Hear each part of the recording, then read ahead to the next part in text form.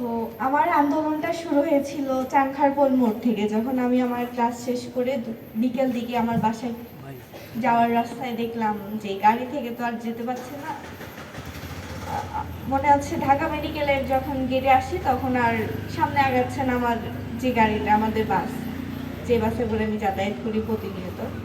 তো প্রথম প্রায় 5 মিনিট বসে থাকার পর আমি ওখান থেকে নেমে যাই গাড়ি থেকে, যেহেতু আমার বাসার সামনেই চানখারপোলে।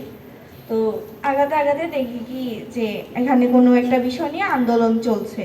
তো ওখান থেকে পাশ থেকে আমি ওখানে দাঁড়াই যাই 5 মিনিট, আবারও 5 মিনিট ওখানে দাঁড়াই, মোট হলো আমার 10 মিনিট। এই 5 মিনিটে যখন আমি আন্দোলনের সামনে গিয়ে দাঁড়াই, পাশ থেকে একটা আঙ্কেল কটূক্তি করে বলতেছিল, এই ছেলে পেলেদের খেয়ে কাজ নেই, কয়দিন পর পরে আন্দোলন করে। তখন আমি আঙ্কেলকে জিজ্ঞাসা করছিলাম যে আঙ্কেল আপনি কি চাকরি করেন? উনি বলছে হ্যাঁ। আমি কি সরকারি চাকরি করেন? উনি বলছে হ্যাঁ। আমি বলি আপনার তো কোটা আছে, তাহলে আপনার ছেলে মেয়ে তোর কোটা পাবে, আমরা কি করব? আমাদের তো কোটা নেই, আমাদের পড়াশোনা করে লাভ কি হবে তাহলে?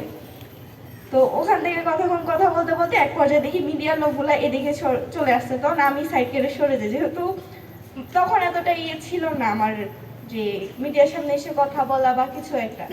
তো তখন ওখান থেকে পরিচয় হয় আমার হচ্ছে, এখন বর্তমানে উনি বাংলা ছাত্র ফেডারেশনে আছে, যিনি হচ্ছে সাকিবুল রনি। ওনার সাথে পরিচিত হওয়ার পর ওনার সাথে নাম টাম বললাম, আমার পরিচয় দিলাম, অ্যান্ড হচ্ছে ওনার পরিচয় জানলাম। পরে আমি ওনাকে ভাইয়া বললাম যে আমি কি স্লোগান দিতে পারি? তো তখন কোনো মেয়ে ছিল না, কিন্তু ওখানে শুধুমাত্র হাতে গোনা 15 থেকে 20 জন ছেলে। তখন ওখান থেকে যে আন্দোলন শুরু হয় আমার, ওখান থেকে একের পর এক মাঝখানে 2-3 দিন আমি আবার গ্যাপ দিই, স্কুল গ্যাপ দিয়ে আমার আম্মা হসপিটালে, আমার নানা ভর্তি ঢাকা মেডিকেলে, তো সুযোগটা আমার হাতে। তো ওখানে গ্যাপ দিয়ে আমি স্কুল ফাঁকি দিয়ে আন্দোলন চলে আসতাম। এমন করতে করতে আমার জেনে যায়, আমার জানার পর প্রতিনিয়ত আমার খালা আমাকে এখন স্কুলে নিয়ে যায়। আমি কিভাবে এখন আন্দোলনে যাব? আমার তো সুযোগ নেই। তো খালাকে কোনোভাবে আমার কাছে রেখে ওখান থেকে আবার আন্দোলনে যেতাম। তো এমন করতে করতে মাঝখানে আমার আন্দোলন শুরু হয় 8 তারিখ থেকে। তখন ওরকম ভাবে কিন্তু ঢাকা ইউনিভার্সিটিতে আন্দোলন শুরু হয়নি। এরপরে হচ্ছে দ্বিতীয়বারে হচ্ছে আমার শাহবাগে আসা 12 তারিখ, বাংলা ব্লকে যেটাকে দেওয়া হয়, ওই আন্দোলনে আসা। এরপর আবার কয়েকদিন গ্যাপ পরে 14 তারিখ রাতে যখন হাসিনা হচ্ছে গালি দেওয়া হয়, এক কথা গালি, এটাকে বলা হয় নাতিপুতি কি, এটা গালি তো, এটা প্রথম একটা গালি না মানুষকে দেওয়া। তো এই গালি শোনার পর আমাকে বলছে অনেকবার যে আম্মা আপনিও চলেন আমার সাথে, আমিও যাবো, আপনিও চলেন, আম্মা তো বের হতে দিবে না। তো 15 তারিখ আবার সুযোগ, আম্মা আবার আমার নানাকে নিয়ে হসপিটালে, আমার সুযোগ। আমার ভাই ছোট ভাই, ওরা মাঝখানে কয়েকদিন নিয়ে আসছে আমার সাথে। তো 15 তারিখ হচ্ছে ভাগ্য ভালো, আমার ভাইকে আমি নিয়ে আসি নাই সাথে করে, ওকে রেখে আসছি। ও অনেক ঝোরাঝুরি করছে, মানে অনেক ঝোরাঝুরি বলতে অনেক কান্নাকাটিও করছে ওই দিন যে আমার সাথে আসবে, কিন্তু আমি ওকে বাসায় রেখে আসি। আসার পরে হচ্ছে ওখানে এর মাঝখানে অনেকের সাথে পরিচিত হয়ে যাওয়া, যেমন উমা আপু, সালমা আপু, অনেকের সাথে। তো এমন করতে করতে এরকম ভাবে আমার সামনের সারিতে চলে আসা। তো সামনের সারিতে আসা এক প্রকার মায়েরও খাই, 15 তারিখে মায়ের খাওয়ার পরে অনেকে বলছে যে আমি মারা গেছি। 15 তারিখে একটা ঘটনা বলি, আমাকে যখন মারার পর আমাকে হচ্ছে আমার সাথে দেখা হয় সীমা না, হ্যাঁ ওনার নাম হচ্ছে সীমা আক্তার, ওনার সাথে দেখা হয়। যখন আমাকে হচ্ছে মৎস্য মন্ত্রণালয়ের একটা গাড়িতে করে প্রাইভেট গাড়ি করে আমাদেরকে নিয়ে যায় মৎস্য মন্ত্রণালয়, কারণ আমাদেরকে মারার পর গাড়িটাকে কয়েকবার গাড়ির উপর হামলা করা হয়। এমন করতে করতে আমরা হচ্ছে মৎস্য মন্ত্রণালয়ে নিয়ে যাই, ওখান থেকে আমাদেরকে বারের হসপিটালে নিয়ে যায়। বারের হসপিটালে নেওয়ার পর যখন আমার এতটা ইনজুরি, আমার সেন্সলেস, আমার তো কোনো সেন্স নাই, আমি কি হচ্ছে বলতেও পারবো না। যখন আমার সেন্স আসে, আমি পানি চেয়েছিলাম, ওনারা আমার পানি নিয়ে এসে পানি ফেরত নিয়ে গেছে, পানি দেয়নি। যে ওরা আন্দোলন করে আসছে, এরা মারামারি করে আসছে, এদেরকে কোনো ট্রিটমেন্টও দেওয়া যাবে না, পানি তো দূরেই থাকে। ওখান থেকে আমরা কোনোভাবে বের হই, সীমা আপা যেহেতু অনেক সিনিয়র মানুষ, উনি বড়, উনি আমাকে নিয়ে এখান থেকে বের হয়ে আপনার দিতে যাই,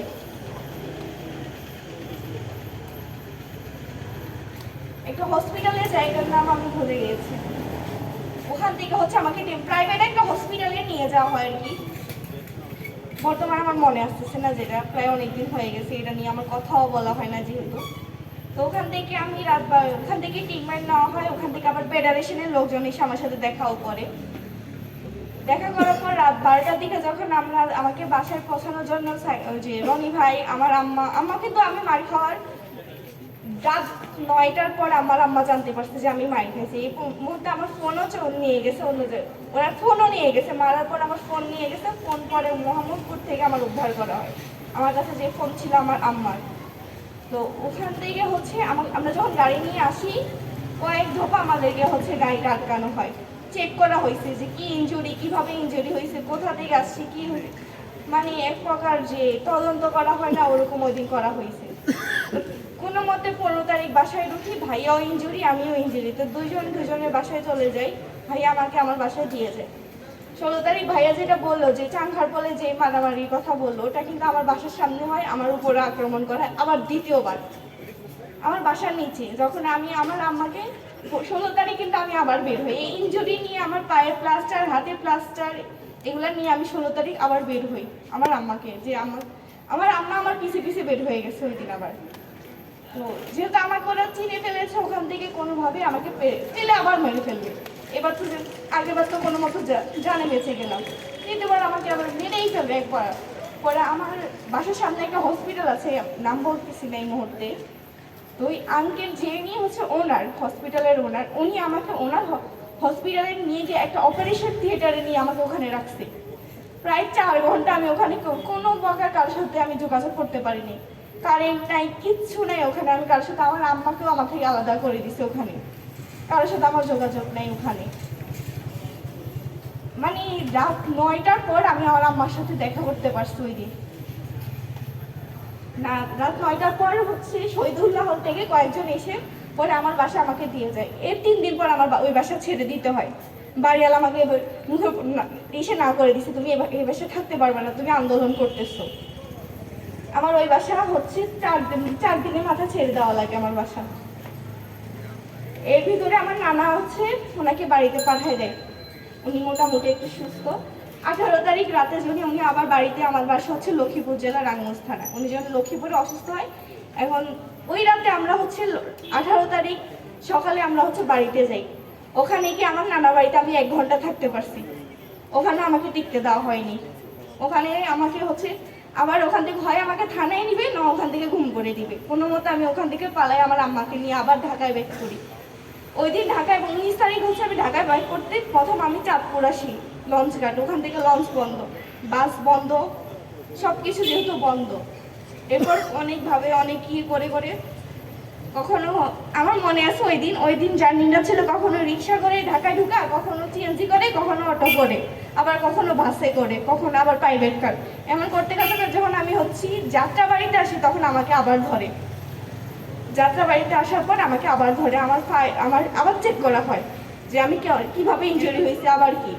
এমন করতে যখন 19 তারিখ আমি ঢাকায় ঢুকি, 20 তারিখ মনে আছে যখন আমি ঢাকা মেডিকেলে যাই, আমার সাথে রনি ভাইও যায়, তখন দেখি আহত যারা ওখানে ট্রিটমেন্টের জন্য যায় বা যারা হচ্ছে গুলিবিদ্ধ হয়েছে, তাদেরকে বন্ডে সাইন করানো হতো, বন্ডে সাইন করায় এখানে যারা ট্রিটমেন্ট নিবে তারা কিছুই বলতে পারবে না বাহিরে।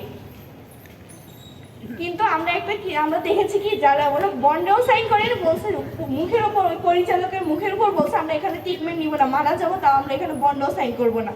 এরকম ভাবে অনেকে বের হয়ে গেছে, অনেকে ট্রিটমেন্ট নেই, বাইরে থেকে নেওয়া হয়েছে। এরকম করতে কয়েকটা দিন যায়। এরকম আমরা হচ্ছে কয়েক দফা যাই, গিয়ে দেখতাম ঢাকা মেডিকেলে বা বিভিন্ন পিজি হসপিটালে গিয়ে দেখতাম। এর মাঝখানে আমার একটা সেফটি দরকার ছিল, যে সেফটি বলতে কি, এখন যদি আমাকে পুলিশে ধরে নিয়ে যায় বা ডিবি ধরে নিয়ে যায়, কোনো একটা গোয়েন্দা সংস্থা নিয়ে যায়, আমাকে উদ্ধার করবে কে? আমাকে তো তেমন কেউ চিনে না। তখন আমি 21 তারিখে বাংলাদেশ ছাত্র ফেডারেশনে একটা ফর্ম দিই, ওটা হচ্ছে আমার সেফটির জন্য, যদি আমার কিছু হয়ে যায় তারা আমাকে ছুটাই নিয়ে আসবে।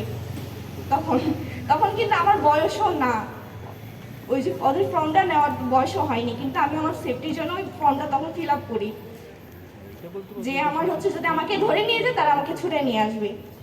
এই মুহূর্তে আমি কাউকে চিনিও না ওখানকার, যে আমাকে ছুটে নিয়ে আসবে এই মুহূর্তে।